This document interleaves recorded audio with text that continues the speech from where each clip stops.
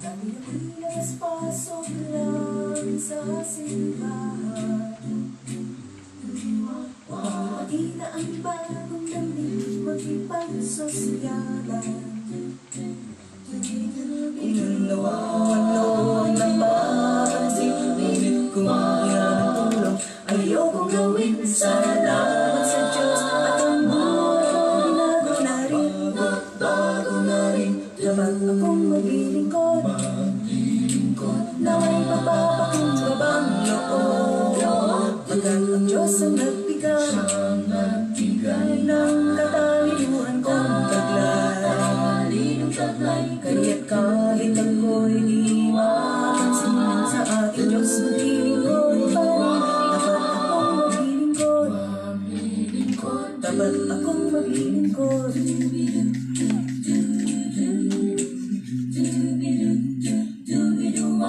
May mga taong naglilingkod para lang hangaan. Napakaliban, di napansin, ay sobrang yaman. Lahat ng paraang kanyang sinusubukan, makita lang na siya ay pinag-uusapan. Kaibigan, teka sandali lang, huwag ka sanang ganyan, huwag ka sanang ganyan. Dapat ka sanang maglingkod na may papapakumbabang loob, pagkat ang Diyos ang nagbigay ng katalinuhan mong taglay. Kaya't kahit ika'y di mapansin, sa ating Diyos ay maglingkod pa rin. Dapat ka sanang maglingkod, dapat ka sanang maglingkod.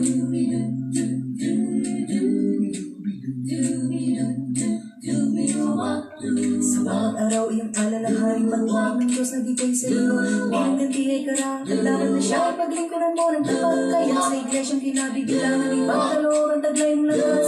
Punuan ang pangangailangan, pagpapalain ka ng Diyos sa wakas. Dapat na tayo maglingkod na may magpapakumbabang loob, pagkat ang Diyos ang nagbigay ng katalinuhan at taglay. Kaya't kahit tayo'y di mapansin, sa ating Diyos ay maglingkod pa rin. Dapat na tayo maglingkod, dapat na tayo maglingkod.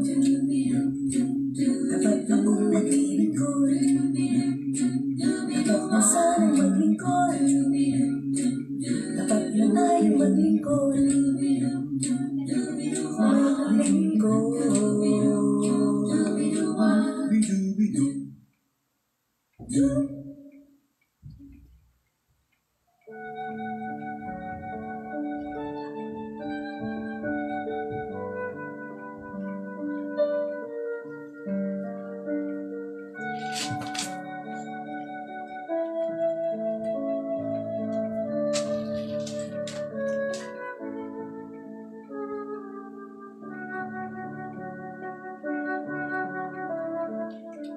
Tunay nga na ang kailangan sa panahon na ito ay isang tapat na paglilingkod sa ating Diyos na buhay. Sama-sama po tayong manalangin sa ngalan ng Ama at ng Anak ng Espiritu Santo. Amen. Ang oras na ito ay oras ng pagpupuri sa iyo, Ama. Napakabuti mo sa buong maghapon. Ilang oras na lang matatapos na ang araw na ito, ngunit maraming pong salamat sa kalakasan, sa mga biyaya, sa bawat bagay na ginawa namin. Ikaw, sa iyo nanggaling ang kalakasan, Panginoon. Humingi po tayo ng kapatawaran sa ating Ama. Ama, patawarin mo po ako sa mga kasalanang nagawa ko sa nakalipas na oras. Gayon din po tayo, humingi tayo ng kapatawaran upang sa ganon ang banal na Espiritu ay patuloy na manahan sa atin. Ang Facebook Live na ito ay para sa Panginoon, para bigyan siya ng papuri, pasasalamat. Nawa itong oras na ito ay ating respeto, bigyan ng tuon ang kanyang mabuting balita upang tayo makapagnilay. Sapagkat ito ang ibig ng Panginoon, ng kanyang mga salita, ang pinakamagandang biyaya na ipinagkakaloob niya sa bawat araw. Magkaroon magkaroon tayo ng kababaan ng loob sa pakikinig. Focus natin ang ating espiritu, makipag-connect tayo, spirit to spirit. Ano man yung mga magiging hadlang, ano man yung mga magiging dikta ng dyablo para guluhin ang ating isipan, ano man yung mga kapaguran, mga negatibong iniisip.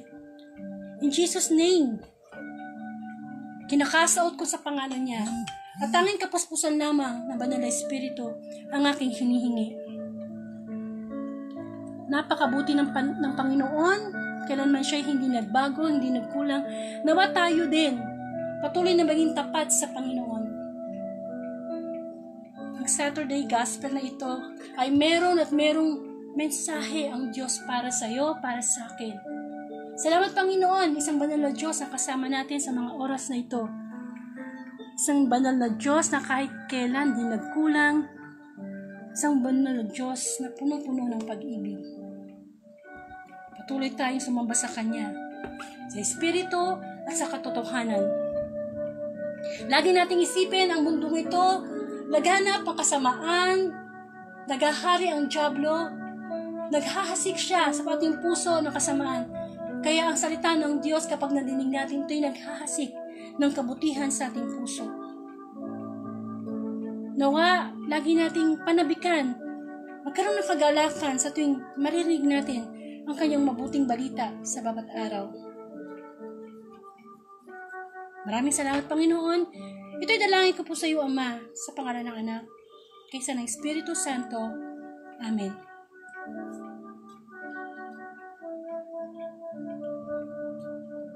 Bigyan po natin ng parangal ang mabuting balita.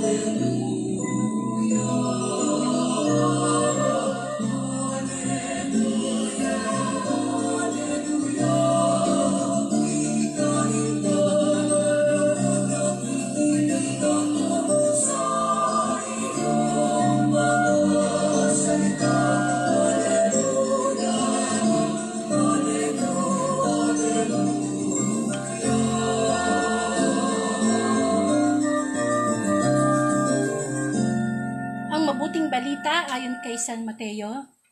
Papuri sa iyo, Panginoon. Kaya't maging matalino kayong gaya ng ahas at maamo na gaya ng kalapati. Mag-ingat kayo, sapagkat kayo'y dadakpin at isasakdal sa mga kataas-taasang kapulungan ng mga Hudyo. Hahagupitin kayo sa kanilang mga sinagoga. Dadalhin kayo sa mga gobernador at mga hari nang dahil sa pagsunod ninyo sa akin, upang magpatotoo sa kanila at sa mga hintil. Kapag iniharap na kayo sa hukuman, huwag kayong mabahala kung ano ang inyong sasabihin o kung paano kayo magsasalita, sapagkat ipagkakaloob sa inyo sa oras na iyon ang inyong sasabihin. Hindi kayo ang magsasalita, kundi ang Espiritu ng inyong Ama ang magsasalita sa pamamagitan ninyo. Ipagkakanulo ng kapatid ang kanyang sariling kapatid upang ipapatay. Gayon din ang gagawin ng Ama sa kanyang anak. At lalabanan ng mga anak ang kanilang mga magulang at ipapapatay ang mga ito. Kapopootan kayo ng lahat dahil sa pagsunod sa akin. Ngunit ang mananatiling tapat hanggang wakas ang siyang maliligtas. Ang mabuting balita ng Panginoon, pinupuri ka namin, Panginoong Hesukristo. Muli, sumainyo ang kapayapaan ng Panginoon. Maraming salamat sa Diyos. Sapagkat itong oras na ito, pinagkakaloob niya ang pinaka-the best na biyaya niya sa buong araw. At yun ay yung makarinig tayo ng mabuting balita. Sapagkat sa buhay natin, hindi dapat isipin natin na hindi nakukumpleto ang ating araw kung hindi tayo nakakarinig ng salita ng Panginoon, sapagkat napakahalaga nito. Lahat ng bagay dito sa mundo maglalaho. Walang matitira. Kahit ang mga buhay natin maglalaho. So, isipin natin after nun, nasaan na yung forever natin? Dapat na kay Lord. Yun ang higit natin dapat na pinag-iisipan sa bawat oras, sa bawat araw, amen to, na maging tapat tayo sa Panginoon. At sa gabi pong ito, lagi pong pinapaalala sa atin ng Panginoon na sundin natin ang kanyang mga utos. At isa sa mga utos niya ay yung tayo ay laging makarinig ng mabuting balita. Tayo po yung magnilay. Amen. Kung baga sa pagkain na naghahain ng Diyos ng kanyang salita, hinsubo na sa atin, kakainin na lang natin, idadigest na lang natin para magkaroon ng epekto sa ating buhay. Sapagkat ang gusto ng Panginoon is wag lang tayong mabuhay sa mga bagay na nakikita natin. Kasi itong mga bagay na nakikita natin dito sa mundo, marami itong pinapasukan ng dyablo para tayo siluin, para tayo ay lokohin. Kaya kailangan manalig tayo sa mga hindi nakikita. At ano yun? Yun na yung kabutihan na gustong ibigay sa atin ng Panginoon na ating gawin sa pamamagitan ng gabay ng banal na Espiritu. Sapagkat talagang gusto ng Panginoon sa panahon na ito, bagong nilalang tayo. Everyday bagong nilalang. Hindi man nagbabago yung ating pangalan, itsura, pero dapat yung ugali natin, kung good ka ngayon, be better tomorrow, tsaka be best sa susunod na mga araw. Amen po. At sana sa pakikinig natin ng salita ng Panginoon, magkaroon tayo ng desire na maging online alagad. Lahat tayo, inutusan ng Panginoon na ipalaganap ang mabuting balita. Lahat naman tayo hindi naman inatasan o binigyan ng gift of preaching. Di yung pagpapalaganap lang natin, yung pag-share lang natin ng gospel, kamukha ngayon Saturday Gospel sa ating timeline, pagtupad na yan sa pagpapalaganap ng mabuting balita. Amen po? Pinagaan na, pinadali na ng Diyos ang pagpapalaganap ng mabuting balita. Sana po magkaroon po tayo ng desire na sundin ng Panginoon. Sabi nga, mahirap sumunod sa pinaka mabigat o mahirap na utos ng Diyos kung sa pag-share pa lang ng kanyang mabuting balita, di na natin kayang gawin. Samantala yung timeline natin, ang bilis-bilis nating mag-post pag tayo ay galit. Okay, pag may mga online selling tayo, ang bilis-bilis, diba? Bakit ang salita ng Diyos, yun ang dapat bina-viral natin. At paano mangyayari yung kung hindi tayo magtutulungan? Amen? Huwag natin ikahiya na makita sa ating timeline ang mabuting balita. Sapagkat ito yung pinakamagandang lalamanin ng ating Facebook. Amen? At ngayong gabi po, makakasama po natin si Sister Rosel Reyes. Isa rin po siyang matagal na naglilingkod sa Panginoon. Leader din po siya ng isang music ministry. At marami na rin siyang experience kay Lord. At alam ko naman na meron siya at merong maibibigay, maibabahagi sa experience niya. Kasi alam niyo po, kaming mga nangangaral ng salita ng Panginoon, ang pinaka-the best na mapapatunay namin ay yung aming experience sa Diyos. Kaya sana po makinig po tayo at nawa mapagnilayan natin ang mabuting balita sapagkat ito po ay para sa atin. Kahit kailan po ang Diyos di nagkulang, lagi nandyan. Lagi tayong gustong busugin sa salita ng Panginoon. Ngayon, nasa sa atin na yun kung tayo ba interesado o hindi. Amen po. Pero, sinisigurado ko sa iyo, kapag sineryoso nyo ang salita ng Panginoon, mababatid nyo na ang Diyos. Hello? Magandang gabi. Yes, magandang gabi, Marisis. Hello, good evening po. Opo, naririnig mo ako, Mare? Medyo mahina lang po ng konti. Pero ikaw, medyo okay yung ano mo dito, yung boses, malakas. So, okay. sabi ko nga sa kanila, magbabahagi ka ng experience mo kay Lord. Kasi di ba ang pinaka-the best na may babahagi natin sa Panginoon yung talagang nangyari sa buhay natin. Amen. So, sana ma-bless kami lahat sa maririnig namin sa'yo na paano ba maging tapat sa Panginoon sa panahon ng pandemic, di ba? Amen. Praise the Lord. Sige po. Gusto na po kay sis.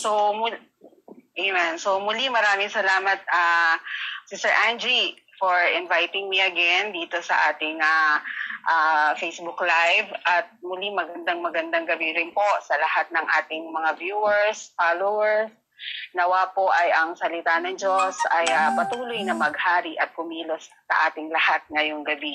Amen. At batiin ko rin po ang bawat isa ng a very Merry Christmas po. Amen. Sa ating lahat. Amen. Salamat sa Panginoon dahil in spite ng pandemic, ay still magkakasama pa rin tayo hanggang ngayon. We survived and hopefully patuloy nating malampasan at mapagtagumpayan itong pagsubok na ito. Amen. So muli po, magandang gabi at Merry Christmas sa inyong lahat. Amen. So gusto ko lang pong magbigay ng konting reflection tungkol dun sa ating gospel today. Amen. So kumbaga po, di ba, kung mapapansin po natin, kahapon, we celebrated Christmas, kumbaga yung birth ng ating, the joyous birth of our Savior, Jesus Christ. Amen? Tapos po, yung ngayon, yung gospel naman today, ay tungkol naman sa pag-uusig na darating. So parang, kung titingnan po natin, parang napaka-contrast. Parang taliwas yata yung ating pagbasa kahapon. Kahapon, ang saya-saya natin. Punong-puno tayo ng kagalakan dahil sa pagsilang ng ating Panginoon. But now, bakit tungkol naman sa pag-uusig? Biglang-bigla. Wala man lang transition, kumbaga. Bakit biglang nag-shift naman sa gospel natin today tungkol sa pag-uusig na darating? No? Kumbaga, ano kaya ang mensahe ng Panginoon sa mga pagbasa natin ngayon? So, kumbaga, katulad nga po ng nabanggit mo si Sir Angie, ay tunay nga pong ano nga ba ang nais ituro sa atin ng Diyos ngayong panahon na ito? Kung paano ba tayo makakasurvive at paano ba tayo mananatiling tapat sa ating Panginoon. Amen? Amen. Nawa po ay patuloy na kumilos at maghari sa atin ang salita ng Diyos at ang banal na Espiritu Santo. Amen. So, kumbaga nga po, yung gospel natin today is parang, it strips, kumbaga parang gusto niyang agawin yung, kung tutuusin nga po ay nabawasan na, di ba? Nabawasan na yung joy natin dahil sa pandemic. Marami ang, lalo na sa mga bata, ay marami ang hindi nakapamasko dahil pinagbawalan yung pagpunta natin sa iba't ibang bahay, pamamasko sa mga ninong at ninang, at yun ay isa ng napakalaking kabawasan sa atin. Amen? Plus the fact na hindi natin nakasama yung ating mga family na dating ito nga lang yung time na talagang nagkakaroon tayo ng reunion. Kaya talagang marami sa atin ang looking forward sa Christmas.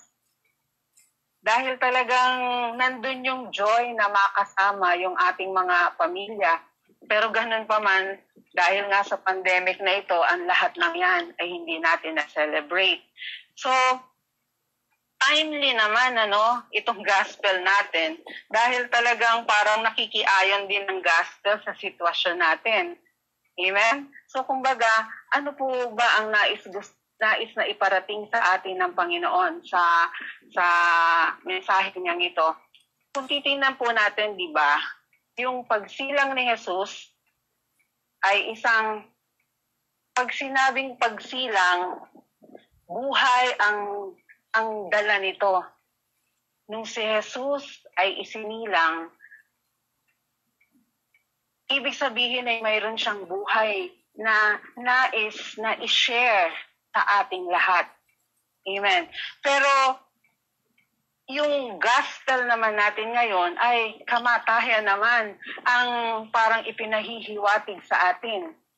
Amen. So kumbaga, ano ba ang relevance nitong dalawa? Amen. So, kumbaga, si Jesus ay isinilang sa sabsaban. Talagang napaka-low profile ng ating Panginoon Hindi niya pinili na maisilang siya sa isang kastilyo o sa isang kaharian. Mas pinili niya na siya ay isilang sa isang sabsaban. At kaya din siya doon napunta ay dahil ni-reject siya. Amen? Walang tumanggap sa kanya. Kaya doon siya napunta sa sabsaban. So kumbaga, simula pa lang ng buhay ni Jesus dito sa lupa ay nandun na yung rejection ng tao sa Kanya. Amen. At in contrast naman, kumbaga katulad rin ng sitwasyon ng gospel natin today, ay kung titingnan po natin ay ang pinanggalingan ng gospel natin ay yung from Matthew chapter 10 verses 5 onwards, kung saan dito ay sinugo ni Jesus ang 12 alagad. At dito, winarningan niya yung kanyang mga alagad na sabi niya ay humayo kayo't ipangaral, on verse 7, humayo kayo't ipangaral na malapit nang dumating ang kaharian ng langit. So kumbaga, sa gospel din natin ngayon, sinabi niya na on verse 17, mag-ingat kayo sapagkat kayo dadaktin at isasakdal sa mga kataas-taasang kapulungan ng mga Hudyo. Hahagupitin kayo sa kanilang mga sinagoga. Dadalhin kayo sa mga gobernador at mga hari ng dahil sa pagsunod ninyo sa akin upang magpatotoo sa kanila at sa mga hentil. So kumbaga, ang nais ipahiwatig sa atin ng Panginoon, sa kanyang muling pagsilang, ang Diyos ay nagbibigay ng buhay.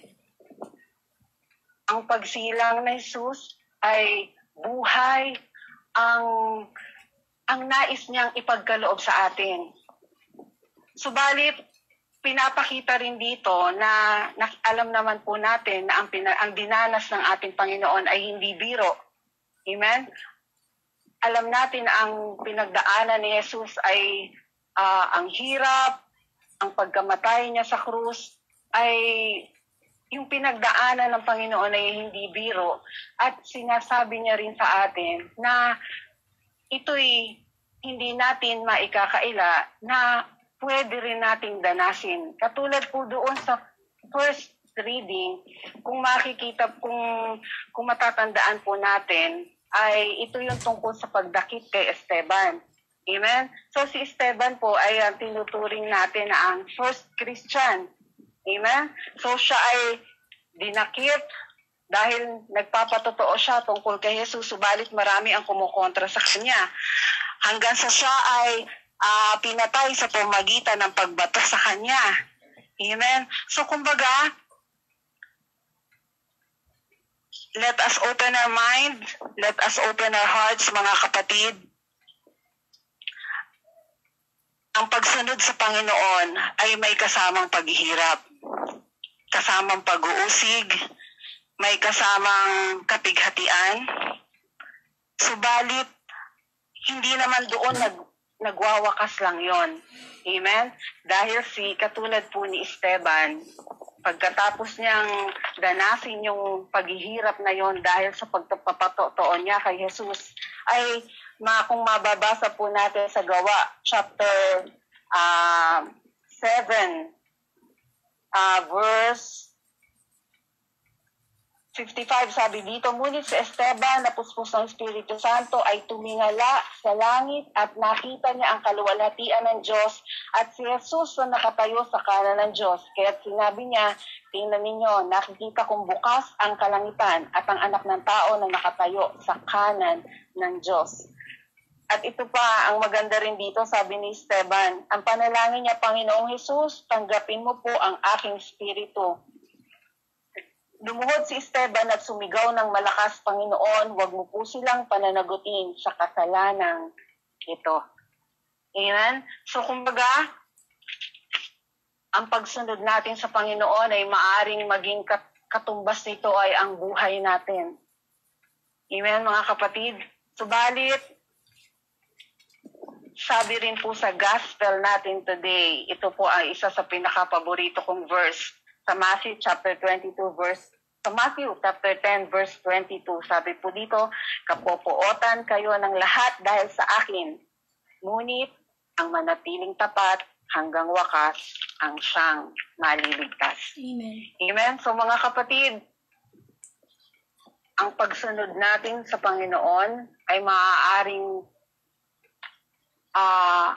ang kapalit nito ay ang ating mga buhay.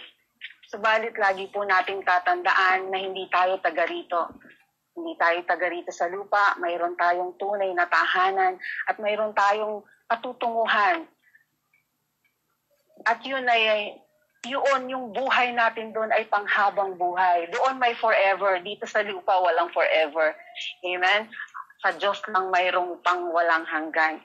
Amen? Kaya ine-encourage po tayo ng pagsilang ni Jesus. Ang Diyos ay nag-alay ng kanyang buhay dahil sa pag-ibig niya sa atin. Ngayon, itong buhay na ito, ang nais ng Diyos na makamit natin, hindi dito lang sa lupa. Higit sa lahat, sa langit. Kaya, anumang pinapaalala po sa atin ng Panginoon, mga kapatid, na anumang pagsubok, anumang suliranin, anumang kapighatian, anumang kahirapan, ang ating dinaranas, or dadanasin pa. Inihiling lang po na sa atin ng Panginoon na manatili tayong tapat at matatag sa Kanya. Amen. Panghawakan natin yung mga pangako ng Panginoon. Patuloy nating isuko ang ating mga sarili sa Diyos. Katulad ni Esteban, hanggang kamatayan sinuko niya yung kanyang sarili.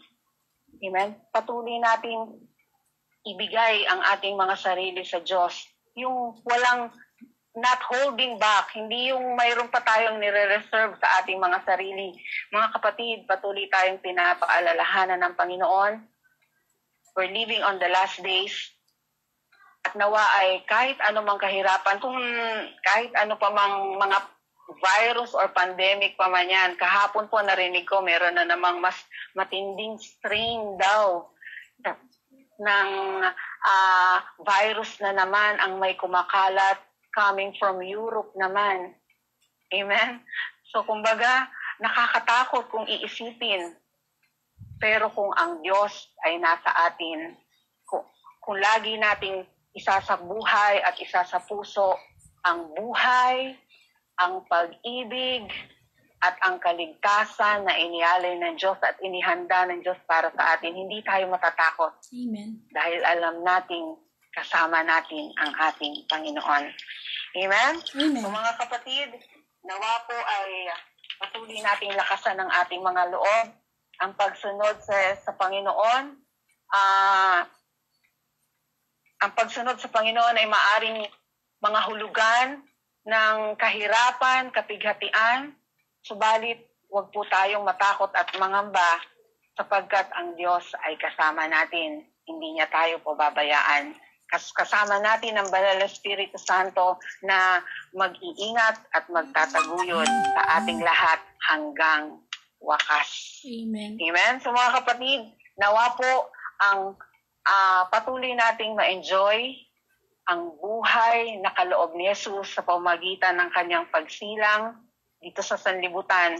Dahil ang pagsilang ni Jesus ay nangangahulugan ng kaligtasan sa mga mananampalataya, subalit ito'y maaaring maging kapahamakan sa mga taong nananatiling matigas ang ulo at ayaw manampalataya at manalig sa Diyos. Pero alam niyo po mga kapatid, yung mga matitigas ang ulo, yan ang pinakamamahal ng Diyos. Amen. Amen?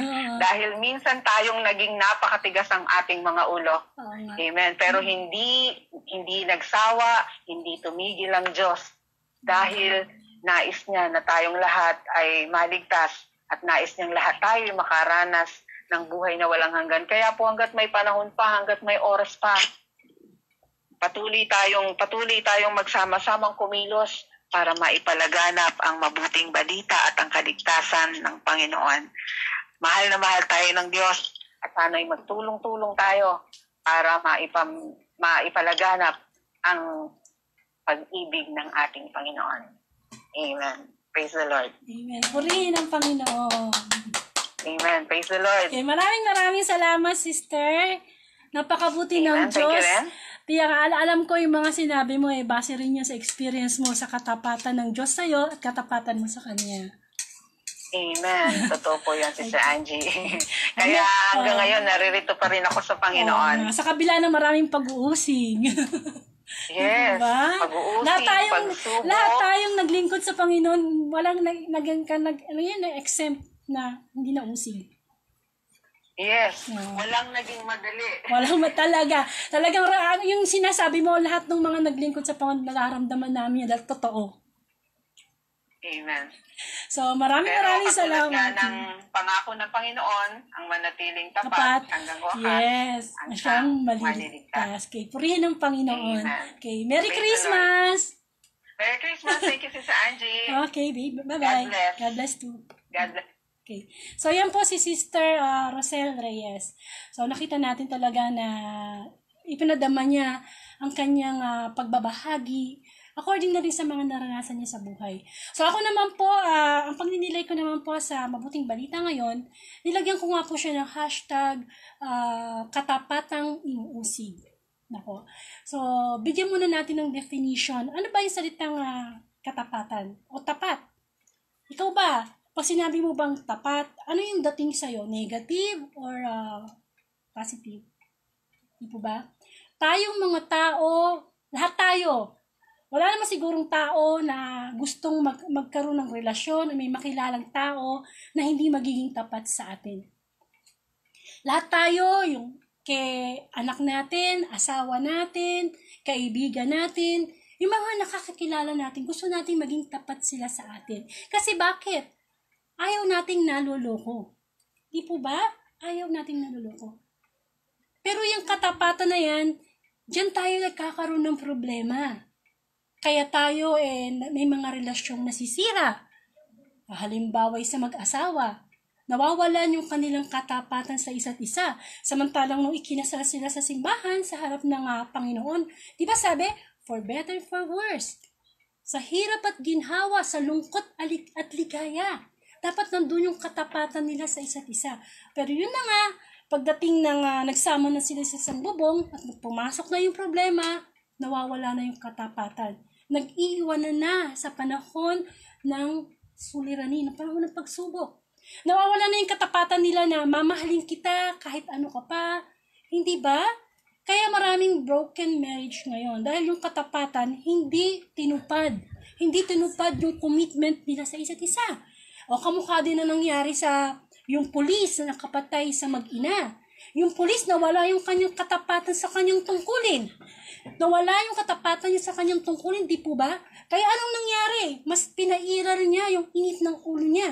Samantalang nung siya nangako sa kanyang tungkulin na magiging tapat siya, siya ang magiging tagapamagitan para sa katahimikan ng bayan. Di po ba? Sa trabaho, sa opisina o kung saan man. May mga empleyado na hindi nagiging tapat sa kanilang employer.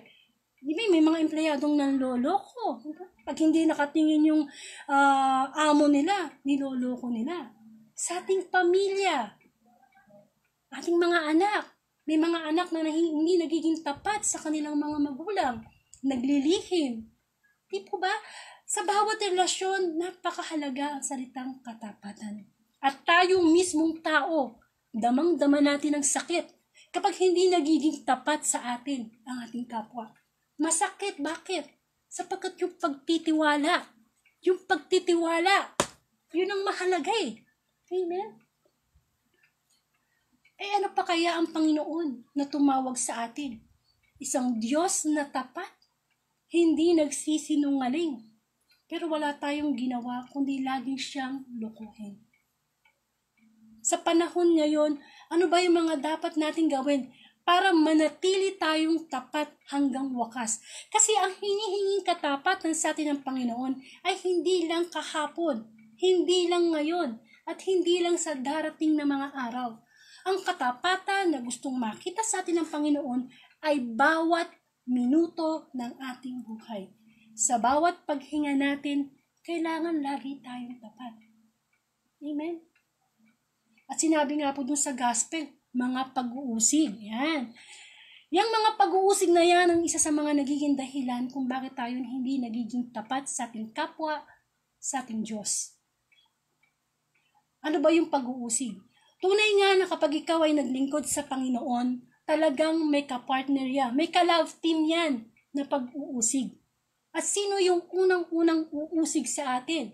O halimbawa, isa ka dating drug addict, isa ka dating nagsisigarilyo, isa ka dating mahilig kumain ng matatamis, mga matataba na nakakasama sa katawan, nakaka-cancer, nagbalik loob ka sa Diyos. Kaya mo bang maging tapat sa Panginoon na huwag mo nang balikan yung mga bagay na yon para sa Kanya? So, unang umuusig sa atin ay ang ating mga sarili. Kapag tayo naglingkod sa Panginoon, yung ating mismong sarili ang kalaban natin. Biro mo naman, 10 taong ka nagsigarilyo, tapos iiwan mo para sa Panginoon. So, sinong kalaban mo? Ating mga sarili. Di ba? Nung nag-uumpisa pa lang tayong tanggalin yung mga bagay, magbalik loob sa Panginoon, hirap na hirap tayo. Hirap na hirap tayong magpatawad. Hirap na hirap tayong marami tayong paghihirap. Amen? Pero bakit natin napagtatagumpayan? Hindi dahil sa sarili nating kalakasan, kundi dahil sa pagtitiwala natin sa katapatan ng Diyos. Binanggit nga doon sa gospel na sabi niya, huwag kayong mag-alala, mga lingkod ko. Ako ang magbibigay sa inyo kung ano ang inyong sasabihin, sapagkat sa inyo ang Espiritu ng Diyos. Amen? Na kapag ikaw ay naging lingkod ng Diyos, hindi ka dapat matakot. Bakit? Hindi presidente, hindi senador, yung kadikit mo, kundi ang Panginoon. Sabi nga, kung ang Diyos ay nasa atin, sino ang laban sa atin? So, kung gusto natin maging tapat, maging aware tayo na ang unang uusig sa atin ang ating sarili. Unang uusig sa atin ang ating konsensya. Amen? Kapag ikaw ay tinatablan na ng pag-uusig ng iyong konsensya, ibig sabihin, unti-unti ka na palang nagiging tapat sa Diyos. At ang katapatan sa Diyos, may intensity yan. Ano ibig sabihin? Mukha kahapon, lumindol. Di ba yung mga lindol, ano yan? May mga intensity yan. 1, 2, hanggang sa 7. Ganyan din ang katapatan natin sa Panginoon. Dumadaan din yan sa intensity 1, intensity 2, intensity 7. Pero wag natin kakalimutan na habang tumataas yung intensity ng mga pagsubok na dumadating sa ating buhay, ibig sabihin, mas dapat tumataas ang ating katapatan sa Panginoon. Amen? Tingnan niyo si Job. Ibinigay sa kanya lahat ng Diyos. Kayamanan, mga alipin, mga anak, kasaganaan. Di po ba? Ang laki ng intensity na ibinigay naman niya sa Panginoon. Naging tapat siya. Binawi. Nawala lahat. Nasunog ang kanyang ari-arian, namatay yung kanyang mga hayop, yung kanyang mga anak. O, di ba? Mayaman, biglang naghirap. Amen? Pero anong nakita natin kay Job? Hindi nawala ang kanyang katapatan sa Diyos. The more na malaki yung pagsubok sa kanya, mas malaki ang kanyang katapatan sa Panginoon. Amen? Ano sabi niya sa Panginoon? Ikaw ang nagbigay, ikaw din ang babawi. Sa atin, sa panahon ng pagsubok, diyan tayo nawawalan ng katapatan sa Diyos. Amen? Yung bang tipong, ay naku Lord, nasa pagsubok. Bakit gano'n? Kailan ako naglingkod sa'yo, tsaka ako nagkaroon ng maraming kaaway. Kung kailan ako naglingkod sa'yo, tsaka kami hindi nagkasundo ng aking pamilya. Kailan ako naglingkod sa'yo, nawalan ako ng trabaho. Kapatid, ang pagsubok, ang pinakamabisang sandata ng Diyos para tayo ay makita ang ating katapatan. Sapagkat dinadalisay ng Diyos ang ating katapatan sa mga pagsubok. Amen? Maging tapat tayo sa mga pag-uusig na darating sa atin. Una nga dyan, sabi ko nga, sarili. Maging tapat tayo na yung mga ginagawa natin kahit hindi tayo nakikita ng ating kapwa. Halimbawa, gustong mong magnakaw doon sa amo mo. Hindi nakikita ng amo mo. Akala ng amo mo, tapat ka. Pero alam natin, kita tayo ng Diyos. Alam niya kung nagiging tapat tayo sa ating tungkulin. Amen? Kaya nga, di ba sabi, hanggang wakas. Bakit hanggang wakas? Sapagkat, alam mo ang tao nagbabago eh. Di po ba? Nagbabago. Minsan depende pa sa sitwasyon. Pero ang sabi ng Panginoon, Ang kailangan ko ay hindi katapatan ngayong araw lang na ito. Ang katapatan, ang gusto ng Panginoon, yung bawat pagtibok nating puso, tapat tayo sa Panginoon. Amen? Sapagkat maraming nauuna na nahuhuli. At maraming nahuhuli na nauuna. Hindi ibig sabihin na tapat ka ngayon, bukas, nag-iba ang simoy ng hangin. Nangailangan ka ng pera, kapit sa patalin. Lord, di ba wala na yung katapatan? Amen? Kaya nga, di ba, sabi nga, isa rin niya sa mga gusto kong naririnig na salita ng Panginoon, na pagpapaalala, na ilagay natin sa isip na bawat ginagawa natin, tinitingnan ni Lord, tapat ka ba? Ikaw ba'y tumutulong sa kapwa mo para lang sumikat? Tumutulong ka ba ngayon sa panahon ng bagyo? Tumutulong ka sa panahon ng mga nangangailangan? Tapat ka ba kasi gusto mong ipakita ang kabutihan mo sa kanila? O baka naman gusto mo lang matanyag? Hindi po ba? Hindi tayo makakapaglihim sa Panginoon eh. Alam na alam ng Diyos kung tapat tayo o hindi. At dyan papasok yung universal rule. Ano yung universal rule? Huwag mong gawin sa kapwa mo ang ayaw mong gawin sa'yo. Kung ayaw natin niloloko tayo ng kapwa natin, huwag tayo manloko ng kapwa. Kung ayaw natin inaagaw yung ating asawa, huwag kayong mang-agaw ng asawa. Hindi po ba? Parang katapatan din yan. Kung gusto mo maging tapat sa'yo ang asawa mo, gusto mo maging tapat sa'yo ang anak mo, ang mga employee mo, maging tapat ka din sa kanila. Amen? So, yung pag-uusig sa ating sarili, kailangan niya ng katapatan. Kapag sinabi mo na, bibitawan ko na to, itong kasalanan na ito, maging tapat ka sa Diyos. Amen? At ano pa, yung pag-uusig na dumadating sa atin na nakakasira ng katapatan. Yung mga pagkakataon na minsan, pamilya na natin, inuusig tayo. Sinasabi, no? Praise the Lord ka, ganyan, di ba?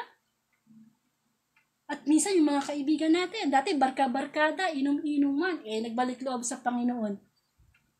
Minsan, dahil sa katapatan natin, minsan nawawala yung mga taong akala natin faithful sa atin. At minsan pa nga, the worst, ang mga umuusig sa atin, kasamahan natin sa gawain. Nangyayari yan, di po ba? So talagang dadaan tayo doon. Hindi pwedeng hindi. Sapagkat yun ay pinagdaanan ng Panginoong Hesus. Perpektong anak ng Diyos, pero nausig din. Wala siyang ginawa kundi maghimala, magpagaling ng mga may sakit, bumuhay ng mga patay. Di po ba? Yung mga inaalihan ng demonyo, ina-cast out niya. Pero ano pa rin, may sinasabi pa rin ng tao sa kanya. Ano sabi? Nagagawa lang niya yung mga himala na yan kasi galing niya sa prinsipe ng kadiliman, kay Beelzebul. Di po ba? So, sa ating, kung gusto nating maglingkod sa Panginoon, ang natutunan ko, alam niyo kung ano, kapag lingkod ka pala ng Panginoon, dapat hindi ka balat sibuyas. Kapag lingkod ka ng Panginoon, dapat hindi ka, yun nga, hindi ka balat sibuyas, hindi ka pikon. Yun. Kasi part ng pag-uusig yun eh. Yung kapag may narinig ka sa kapwa mo, madi-discourage ka. Gawain ng dyablo yun. Ayaw ng dyablo na maging tapat tayo sa Panginoon. Gusto ng dyablo, magduda tayo sa Panginoon sa kanyang mga pangako. Amen po. Pero ang gusto ng Panginoon, maging tapat tayo hanggang sa wakas, bawat oras, bawat minuto ng ating buhay. Sapagkat yung katapatan natin yun, hindi tayo malulugi.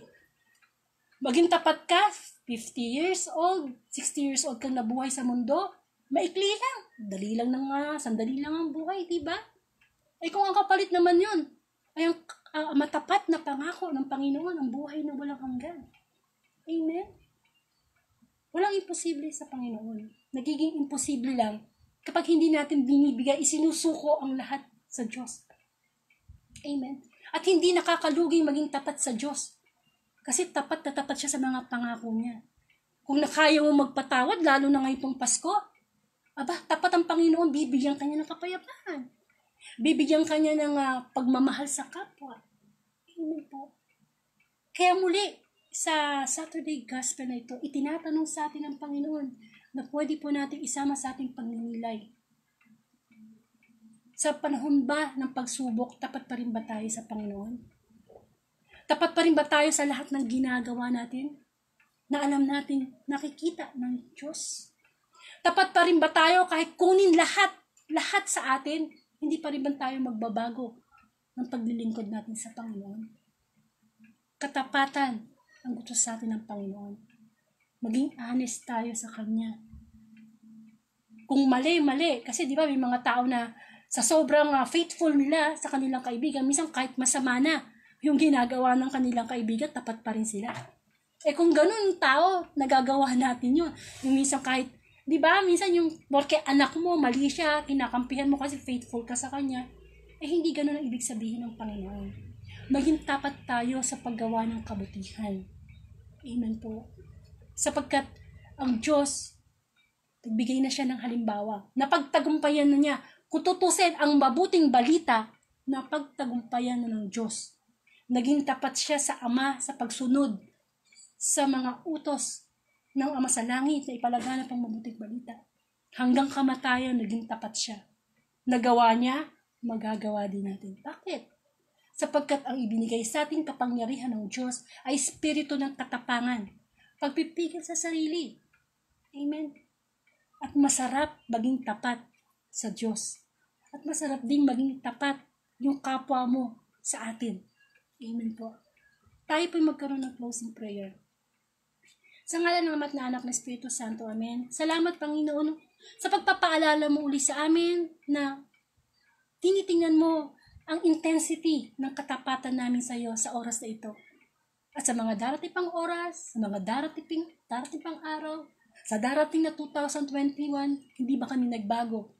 Kahit maraming umusig sa amin, maraming nagsasalita sa amin ng masakit, maraming mga pangyayari na magiging hadlang upang hindi kami magpatuloy at hindi kami maging tapat sa iyo. Sinusuri mo, tinatanong mo sa aming mga puso, handa ka bang maging tapat kahit buhay mo ang katapat? Maraming salamat, Panginoon, sa patuloy na katapatang ibinibigay mo sa aking pamilya. Kiyon din ay pinapanalangin ko po ang pamilya Villapuerte, pamilya Biray, pamilya Lagco, Felipe, pamilya Palinis, pamilya Froyalde, pamilya Marin, pamilya Abelia, pamilya Velosa, at lahat po ng mga Facebook friends ko po, ang kanilang pamilya na patuloy na maging tapat, lalo na sa panahon ng pandemic, na maraming rason para kami hindi maging tapat sa iyo, Panginoon. Naintindihin namin yung mga pangangailangan namin. Nawa, dinadalangin ko ang mga pamilya na ito, lalo na ang mga ama, ang mga tatay, na maging tapat sila sa kanilang pamilya, sa kanilang asawa, sa kanilang trabaho. Higit sa lahat, maging tapat kaming lahat sa iyo, Panginoon. Sapagkat ipagsusulit namin sa araw ng paghukom kung kami hindi tapat. Sabi mo nga, ang mapagkakatiwala at magiging tapat sa maliit na bagay ay mapagkakatiwalaan at magiging tapat sa malaking bagay. Dapat ang Diyos na tumawag sa atin, naway maging tapat din tayo sa Kanya sa bawat sandali ng ating buhay. Time to heal, Panginoon, patuloy ko dinadalangin si Angel Cunana na may brain tumor. Gayon din po, si Sister Calma, Leia Calma na may COVID, si Brother Nathan, isang bata na may leukemia, at lahat po ng mga taong patuloy na dumadanas ng mga pisikal na karamdaman. In Jesus' name, Lord, Ikaw, sa iyo nagmumula ang kagalingan, pero sa amin, ayon sa aming pananampalataya, ang ikagaganap nito. Pero higit sa lahat, Lord, hinihingi ko, dinadalangin ko ang katapatan sa aming buhay. Patuloy namin ito ibigay sa iyo, Panginoon. Magkaroon kami ng spiritual healing, Lord. Maraming pong salamat. Dinadalangin ko po ang buong mundo, lalo ng bansang Pilipinas. Marami na pong hindi tapat sa gobyerno. Marami na pong mga hindi tapat sa kanilang mga tungkulin. Nawa, Panginoon, huwin mo ang mga taong ito na sa kabila ng pinagdaranas naming pandemya, maging tapat pa rin sila sa paglilingkod sa bayan. Tayo po'y manalangin naman namin, sumasalangit ka, sambahin ang ngalan mo, mapasa amin ang kaharian mo, sundin ang loob mo dito sa lupa para nasa langit. Bigyan mo po kami ng aming kakanin sa araw-araw, Patawarin mo po kami sa aming mga sala para ng pagpapatawad namin sa nagkakasala sa amin. Huwag mo po kaming paintulot sa tukso. Hadya mo kami sa lahat ng masama. Amen. Sa ngalan ng Ama at ng Anak ng Espiritu Santo. Amen. Amen. Purihin ang Panginoon. Ayan ha. Sabi ko nga kapag tayo nakakarinig ng salita ng Diyos, lagi tayo may pusong bata. Para bang yung tatay o nanay na nangangaral, di ba? Wala dito yung mga level-level na matalino ka, mayaman ka, hindi. Tayo'y pinapaalalahanan ng Panginoon. At ngayong gabi na to, sinusukat niya ang ating level o intensity ng ating katapatan sa Kanya. Lalo na sa panahon ng pagsubok. Huwag tayong bumitaw sa Diyos. Kahit kailan, hindi bumibitaw ang Panginoon. Kasi, alam nyo kasi, pag hindi tayo nagiging tapat sa Panginoon, minsan, nandyan na yung blessing, hindi lang natin ma-receive kasi hindi tayo nagiging tapat. Amen? At kung ibibigay po ni Lord ang December 27, 2020, Sunday Gospel, muli sama-sama tayong magkasama. At bukas po medyo maaga, kasi itong The Word of God Daily Gospel, alas 8 po ito ng gabi. No? Araw-araw po yan. Pero minsan nagbabago ako ng oras kapag halimbawa meron akong asikasuhin o lakad. So bukas po maaga ako, alas 7 ng umaga. Mag-Facebook live na po ako para sa gospel. And yun nga po, pagtupad natin, maging tapat tayo sa pag-share ng Word of God sa inyong mga timeline upang sa ganun marinig din na inyong mga kaibigan sa Facebook ang kabutihan at katapatan ng Panginoon. At maraming pong salamat. Amen. Sana patuloy tayong maging tapat sa pakikinig ng salita ng Diyos. Patuloy tayong magsama-sama kahit hindi tayo nagkikita. Amen po. Kasi ito biyaya sa atin ng Diyos, no? Hindi ka na kailangan mamasahe, magbihis, kahit anong ginagawa mo ngayon. Pwede tayong makapagnilay ng salita ng Panginoon. Sapagkat bilang tao, hindi lang physical life, kundi spiritual life ang higit na gusto ng Diyos na pinagtutuunan natin ng pansin. Sapagkat ang Diyos ay mabuti, ang Diyos ay talagang puno ng kahabagan, at higit sa lahat, ang Diyos ay tapat. Purihin po ang Panginoon. To God be the glory.